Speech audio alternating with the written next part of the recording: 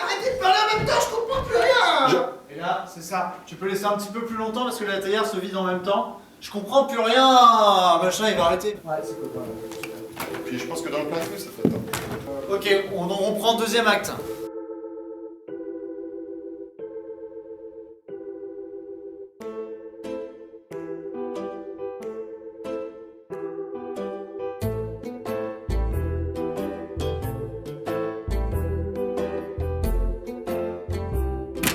Je coupe quand tu descends du trône.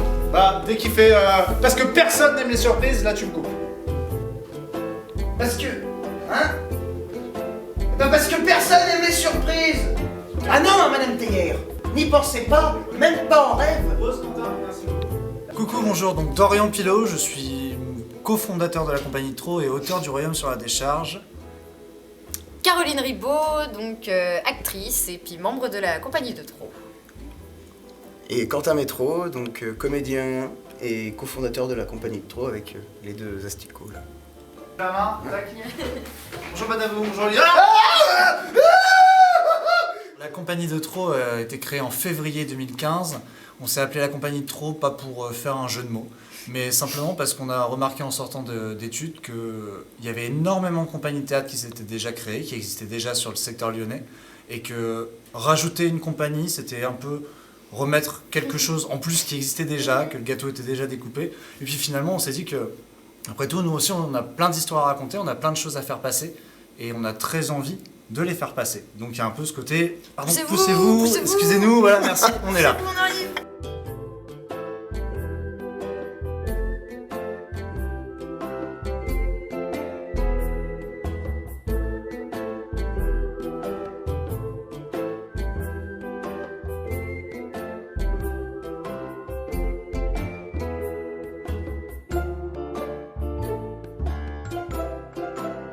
C'est un spectacle jeunesse qui s'appelle Le Royaume sur la décharge et qui en fait raconte l'histoire d'un enfant qui vit depuis toujours dans une décharge sauvage, un véritable pays de bric-à-brac dont il s'est fait le roi légitime. Et un jour arrive Lily Bartineau, qui en fait est une petite fille qui vient d'emménager à la campagne, une petite fille de la ville, très propre sur elle, Voilà. un petit peu trop bavarde, un petit peu pédante sur les bords, et la rencontre des deux va faire que il va y avoir des conflits et qu'en fait ils vont apprendre à se connaître et à s'accepter malgré les différences de Voilà. l'un et de l'autre. Ils vont Et se crier dessus, ils vont se faire des blagues, ils vont s'adorer, ils vont se haïr. c'est ça, c'est ça. Et en fait le spectacle en fait traite avec pas mal d'humour quand même d'un sujet qui me touche personnellement, qui est le handicap en fait. C'est pour ça qu'on a créé ce spectacle, pour sensibiliser le jeune public à la notion de handicap, pour en fait le prendre comme moi je l'ai connu quand j'étais dans la cour de récré, parce que voyez-vous, je suis amputé. Et ouais, voilà. Et donc voilà, ça c'est les réactions. Voilà, c'est ça. Quand vous faites ça à des enfants de 6-7 ans, en général, ils sont comme ça, voilà. Et donc là, en fait, là, on est vraiment... Moi, c'est le meilleur retour que je peux avoir, c'est à la fin du spectacle, les enfants qui viennent et qui touchent, qui sont là, mais c'est vrai, c'est trop bien, c'est machin, c'est comme un robot. Et donc voilà, là, on sait qu'on a réussi quelque chose et qu'on a commencé à ouvrir une porte vers un dialogue, en fait. Gamine! Je suis pas une gamine. Et puis toi, t'as qu'une jambe. Moi, avant d'être comédien, metteur en scène, avant de faire ce chemin de vie, j'étais formateur BAFA, donc je formais les animateurs en métier de l'animation. Et au sein des centres, des MJC, ben, il y a très peu de choses qui sont mises en place. Il y en a énormément qui sont mises en place, mais des fois c'est mal amené, des fois c'est un peu trop gauche. Et donc voilà, là on avait un outil, on avait un moyen de parole, un moyen de communiquer avec les plus jeunes, les parents, les enfants, les accompagnants, les encadrants. Donc toutes ces choses-là, plus la folie qu'on a tous les trois, ça a permis de créer un spectacle avec plein de choses à côté. Nous sommes des géants! Nous sommes des rois! Pour le royaume! C'est pas le seul spectacle jeunesse qu'on a sur la compagnie, on en avait un aussi qui s'appelle Monsieur Noël ou Le Conte des 8 petites mains. En général, les spectacles, je les écris à partir d'un objectif pédagogique. Toujours vis-à-vis de ce passif de formateur BAFA, toujours avec cette idée que si on écrit quelque chose, c'est parce qu'on a quelque chose à faire passer, des lignes vibratoires, des valeurs. Par exemple, sur Monsieur Noël, c'était sensibiliser au travail des enfants. Donc c'était un conte de Noël qui permettait à partir de 3 ans de comprendre que dans d'autres endroits, il y avait des enfants qui étaient exploités.